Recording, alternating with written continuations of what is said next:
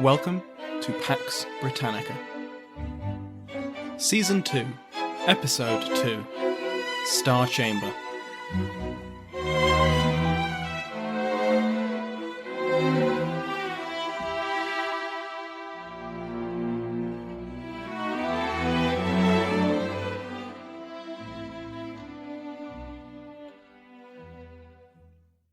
Welcome back to Pax Britannica.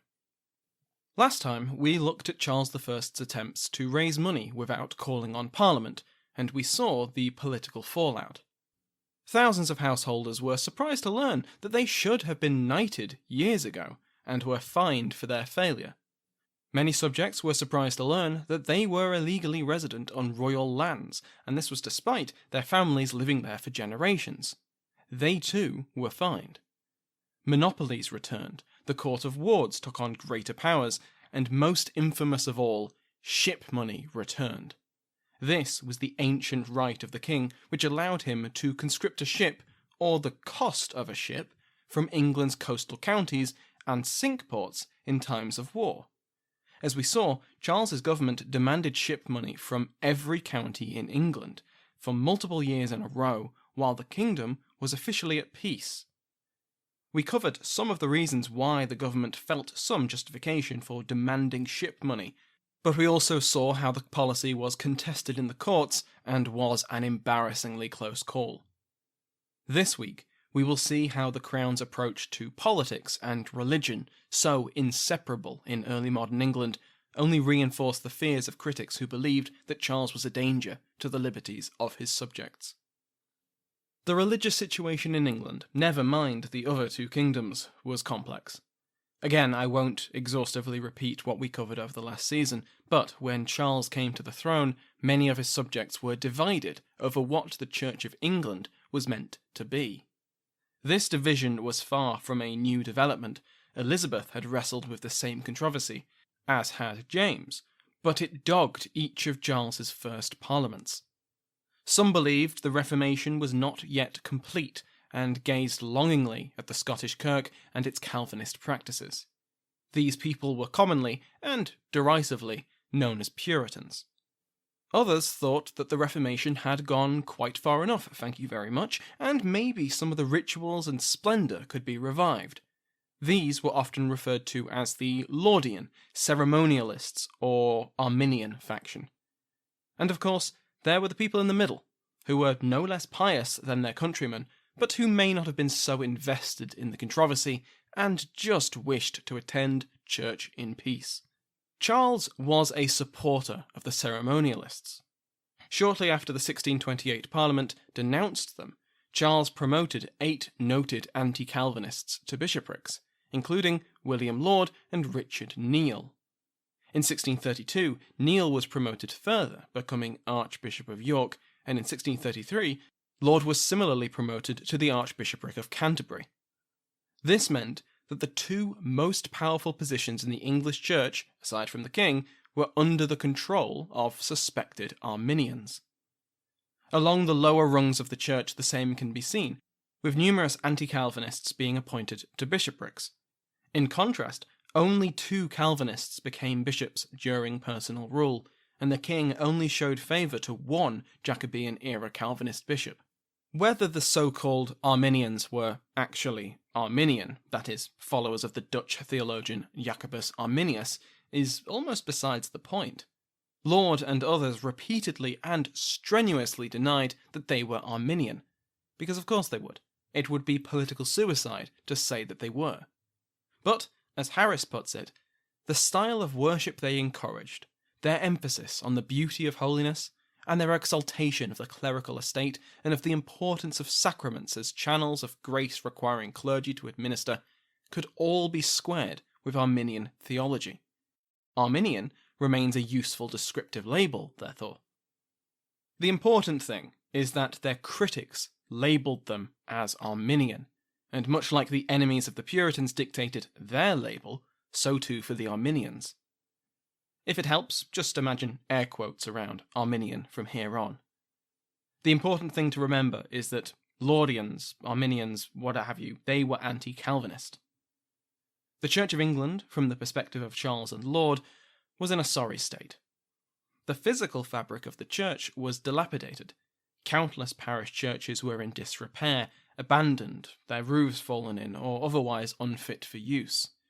What land the church still held was often leased on very low rents, with these rents fixed for generations. For many of the smaller parishes, the financial situation was dire. On this, Puritans and Laudians were in agreement.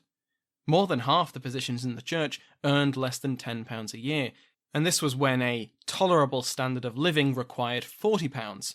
This was hardly going to appeal to potential churchmen.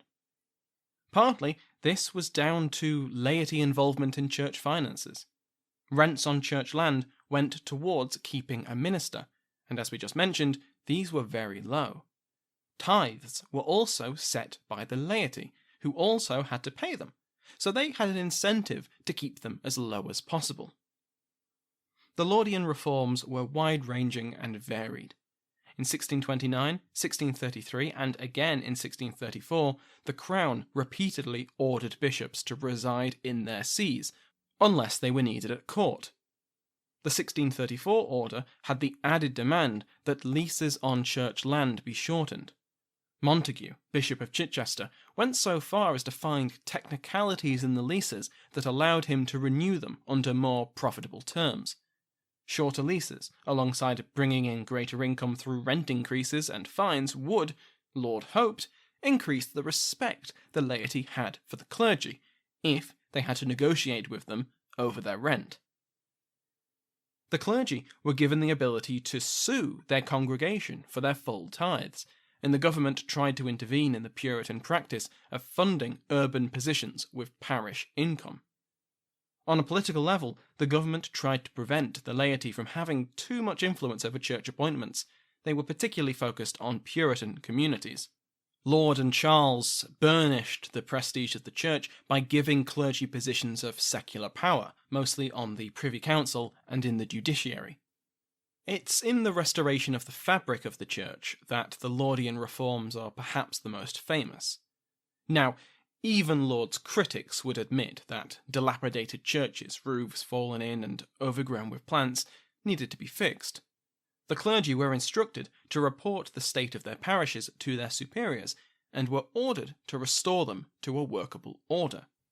More than half of the church buildings in Neil's Diocese of York needed to have some level of repairs made on them, for example. But Laud's critics diverged from the Archbishop on the question of how grand the churches should be. Laud wanted to beautify the churches, to return many of the elements of pre-Reformation decoration. Stained glass windows showing images from the Bible were to return. Communion tables were to take on more importance. They were railed off, draped in cloth, and placed in the east end of the church. Pews were turned to the east, and those that blocked the view of the communion table's new location were removed. The communion tables became almost like altars, while actual stone altars returned too. A parish church in Herefordshire found the old Henrician altar, which had spent the last few decades being used to make cheese, and had it reconsecrated and restored to the church. Church silverplate, carved wooden screens, statues, painted images on the walls, the whole 9 yards. It was all ordered to come back. This wasn't new. This trend had been growing even before Charles's accession, but it only picked up the pace with Laud at the helm. Besides theological opposition, on the grounds that these were either popish trappings or otherwise unnecessary, there were financial and practical considerations too. All of this cost money, and parishioners often found themselves expected to contribute more to keep their minister comfortable and finance these Laudian reforms. Repairing the roof of their church was one thing, but installing new stained glass, commissioning artists, and railing off communion tables was quite another. Larger-scale constructions were likewise expensive, and the burden of the cost was dispersed among the wealthy congregation. The rebuilding of St. Paul's Cathedral had been put on hold by James because of this expense. To solve the problem, Charles launched a commission in 1631 to collect voluntary contributions. Much like the loan in forced loan, The voluntary involuntary contributions was not strictly accurate, and donors were threatened into generosity. In this, we can see a completely mundane reason why Laudian reforms might irritate people, aside from their religious ramifications. Another source of income for these building projects came with the levying of fines from the High Commission, the church court which enforced behaviour among the clergy. The High Commission targeted those who failed to meet the standards of the Church of England, though it wasn't aimed solely at Calvinist dissidents. Clergy with reputations for drunkenness found themselves disciplined by the Commission, as did priests who conducted secret marriages or christened bastard children.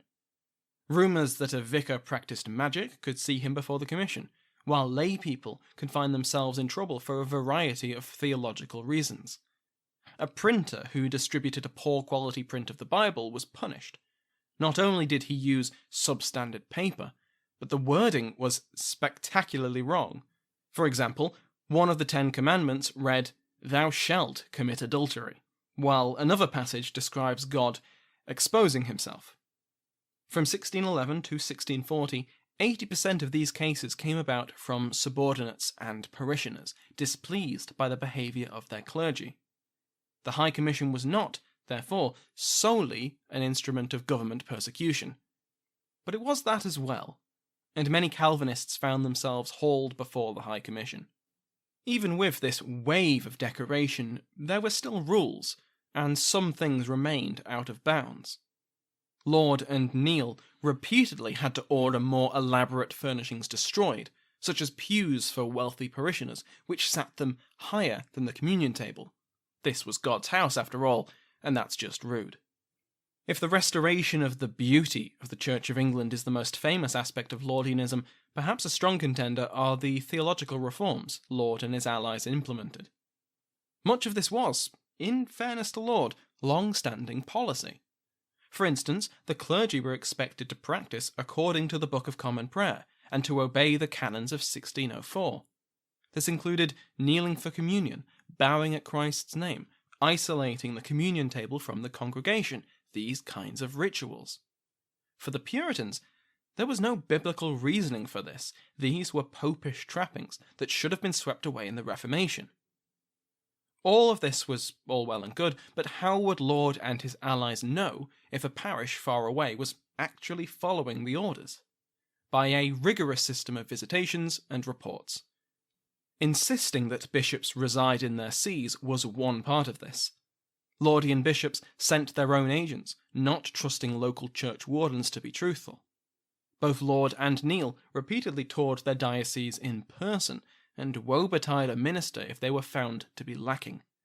They could find themselves before the High Commission, censured or fined, or in the worst cases, defrocked and imprisoned.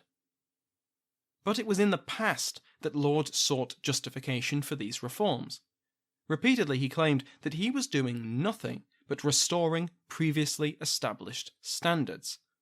Laudian theory was based heavily on precedent, and not just the precedents of James and Elizabeth, but of the Church Fathers and the Apostles. In this way, Laud could present his policies as merely returning to the way things had been done in more pious times. To argue against these precedents was to be tarred with that terrible slur of early modern religion, innovation, and this could be laid solely at the feet of church dissidents. On the flip side, the Puritans considered many of the Laudian policies to be innovative, and at least in the case of the communion tables, in Harris's view, this argument stands up. Some Laudian clergy went further than others. One Samuel Hord, who was an Arminian, defended the reforms in 1637 by stating that the church authorities, including the king, had the power to alter the forms of worship as they thought best. As I said earlier, whether Laud was actually Arminian, or whether he turned a blind eye to Arminianism, is besides the point. His critics believed that he was, and he did. But his critics' greatest fear was that Laud and Charles were setting the stage for returning England to Catholicism, and in this they were almost certainly wrong. As I covered last season, Catholics and crypto-Catholics held positions at court and in government. The Queen, Henrietta Maria, was herself Catholic, and her presence extended a certain level of toleration. However, Laud himself was not a friend of Rome. In 1622, Laud had a very public disagreement with a Jesuit and defended the Church of England. His views on the matter were published again and again until at least 1639. He publicly criticised the Queen's cohort of Catholics and her protection of English Catholics, and he almost certainly had a role in the expansion of recusancy fines. Many Laudians used their opposition to Catholicism as evidence that their reforms were not Catholic in nature, and while this was definitely a tactical choice, it's still a valid point. Laudians insisted that the similarities between Laudian reforms and Catholicism were merely superficial. The meaning behind actions was what mattered. Making the sign of the cross was not a Catholic act, it was reverence for the cross, whereas Catholics worshipped the cross and so committed idolatry. When Catholics knelt, they knelt in the service of the devil. When Laud knelt, he knelt for God, this kind of thing. As I say this, I'm struck by the similarities with witchcraft beliefs at this time. In the fantasies of some demonologists and witch hunters, witches perverted Christian rituals by addressing them to Satan. What was a miraculous act from a priest was damnable magic from a witch. The intention behind it, at least theoretically, was the sin. But that's an aside, and a perfect plug for the History of Witchcraft podcast if you want to learn more. While Laud was no friend of Rome, he was also not its inveterate enemy. The Pope was an Antichrist, yes, but he wasn't the Antichrist. Montague, the Bishop of Chichester, listed the Pope and the Ottomans as equally Antichrist, and Laud considered both to be equal threats to England and the English Church. Catholicism was flawed, especially compared to the Church of England, but it was at least still Christian. Catholics were misled potential converts rather than uncompromising enemies. This attitude, combined with the Laudian reforms, were welcomed by Catholics both in England as well as elsewhere. Many believed what Laud's critics believed, that he was leading the Stuart kingdoms back to Rome. The Pope tried to make Laud a cardinal not once, but twice, which only reinforced the fears of Laud's critics. Many of the religious policies of Charles were, superficially, continuations of his father's. For example, the appointment of clergy as justices of the peace reached its peak during James's reign. Where Charles fell short was in the implementation. James had deliberately sought a balance within the Church, favouring Calvinists and anti-Calvinists with some level of equilibrium. Charles dispensed with the equilibrium and promoted anti-Calvinists above all else. Another is in theology. Enforcing adherence to the 1604 canons and the Book of Common Prayer were official Jacobean policy, but James hadn't pressed the matter. Charles and Laud did. The Book of Sports, which allowed limited recreation on Sundays, was another policy of James's, revived and reinforced by his son. Under the Book of Sports, dancing, archery, games, and other suitably acceptable delights would be permitted on the day of rest, after church services. To Puritans, the Sabbath should be spent in service and worship of God, and their king was encouraging disorder. It's true that this was just a reissue and a reprinting of the 1617 Book of Sports, but once again, James had allowed for regional differences when implementing it, and magistrates could uphold bans of Sunday events if they saw fit. Charles saw Sunday as the one day of the week when his subjects could relax from work, and without being able to let off steam, they would breed dissent and grow idle. As a republishing of James's book, it included the late king's accusation that it was the puritanical who caused trouble, not ordinary people wanting to relax. The Book of Sports was one controversy that did not divide neatly along Laudian and Puritan lines.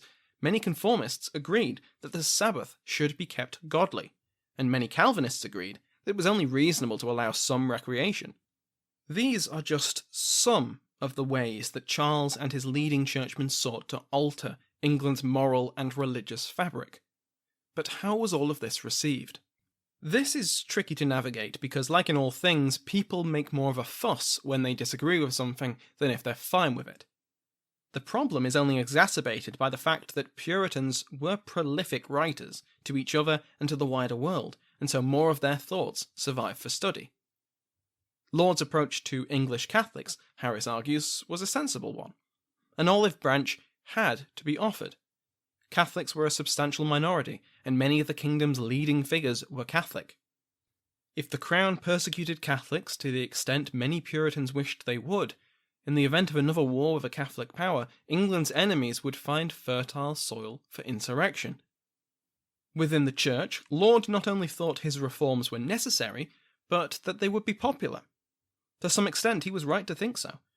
Not only is criticism always more popular than quiet acceptance, but criticism of a single aspect of Crown policy did not mean criticism of every single other aspect. The Book of Sports was extremely popular in many parts of the kingdom, and traditional English events like Morris dancing had a resurgence of popularity during personal rule. It's also likely that many welcomed the return of the ceremonial and aesthetic side of church services, with its stunning stained glass and beautiful paintings adorning the walls. On a theological level, the resurgence of the idea that salvation was available to everyone and not just a predestined elect would surely have been welcomed by people unconvinced of their own godliness. It's also true that, despite a more favourable view of Puritans having developed over the last few decades, they were frustrating and unbearable for their non-godly neighbours. Think Miriam Margolyes's character in Blackadder 2. Cold is God's way of telling us to burn more Catholics. In everyday circumstances, the godly could be vocal critics of their neighbours' sinful ways, and that's annoying. And especially when in positions of authority, they actively tried to enforce their standards of morality. Antagonistic, confrontational, and often bitterly disliked, as Harris puts it.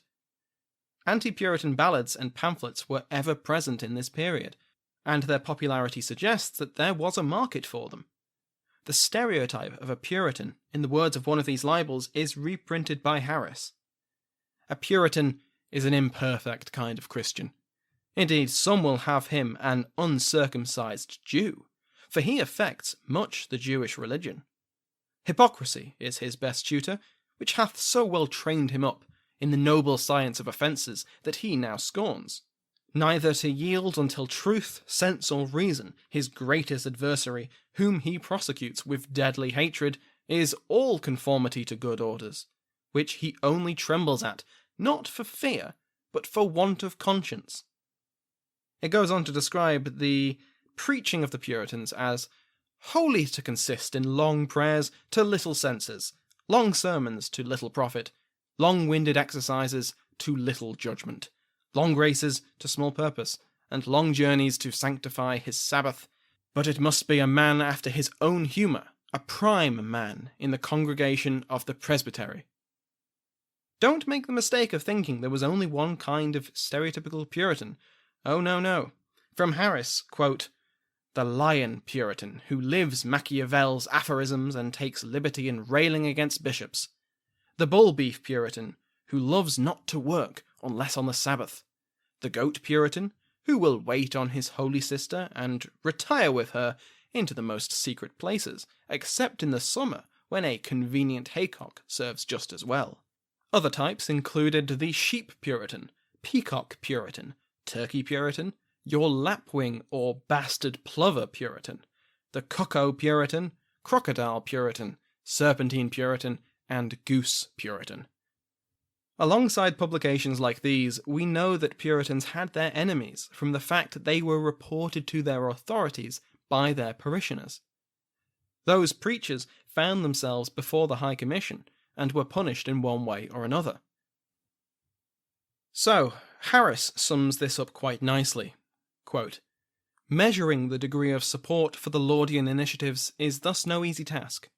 Clearly there was some, and perhaps much more than usually recognised. If there had been limited support, the Laudian reforms would not have been so successfully implemented, and thus not have proved as divisive as they did." He goes on, In other words, Laudianism might have proved so destabilizing not because it was extremely unpopular, but because it did have a certain popular appeal. We can't end a discussion of the Laudian Church reforms without looking at the most infamous case of official persecution. If the Hampden case we discussed last episode was the standout dispute over Charles's financial policy, then the trial of William Prynne is its counterpart for his religious. Bonjour, comment ça va? Happy New Year, everyone. Yes, it's that time of the year when people make resolutions. They want to read more, exercise more, or learn a new language. Clearly, I've chosen the latter. And I have Babbel, the language learning app that sold more than 10 million subscriptions, to help me. So it's French for me in 2022, but like all of you, my schedule is already full. No problem. Babbel is fun, engaging, and its bite-sized language lessons, about 15 minutes, are for real-world use. In other words, it's doable and practical. My two favorite things. And you know that you're getting the best with Babbel, as it was created by over 100 language experts with proven effectiveness, and its speech recognition technology will help improve your pronunciation and accent. And there are 14 languages to choose from. As I am a child at heart, I like Babbel's podcasts, games, stories, and videos, not to mention the live classes. But best of all, to put you at ease, there is a 20-day money-back guarantee. All reward, no risk. Start your new language learning journey today with Babbel. Right now, when you purchase a 3-month Babbel subscription, you'll get an additional 3 months for free. That's 6 months for the price of 3. Just go to Babbel.com and use promo code RecordedHistory. That's BABBEL.com, code RecordedHistory. Babbel language for life.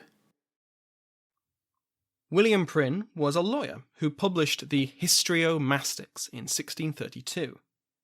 In this, Prynne decried the court culture of masks, dances, and plays, blaming the bad influence of Queen Henrietta Maria. He also complained about hunting, festivals, morris dancing, bonfires, the usual stuff. It was because of these sins, and the ill advice of evil counsellors which encouraged them, that God had sent the plague among the people of England. For publishing his Histrio-Mastics, Prynne was brought before the court of Star Chamber. I've mentioned Star Chamber a few times. Star Chamber was made up of privy councillors as well as judges, and it received its name from the decorative starred ceiling. It differed from most other Stuart courts in quite a few terrifying ways. Cases were held in private. There were no juries. There were no witnesses. There was no right of appeal.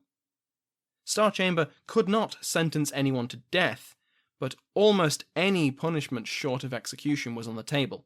Imprisonment, fines, flogging, mutilation, the works. In the 1624 case of a Catholic lawyer found guilty by Star Chamber of saying, "King Henry VIII did piss the Protestant religion out of his codpiece," the lawyer had his ears cut off, his forehead branded with a B for blasphemer, he was whipped, his nose was slit, and he was fined £10,000. Towards the end of personal rule in 1638, another Catholic was fined £1,000, was pilloried and whipped, had his ears cropped, and he was jailed for calling the king a Catholic and lamenting that the gunpowder plot hadn't succeeded.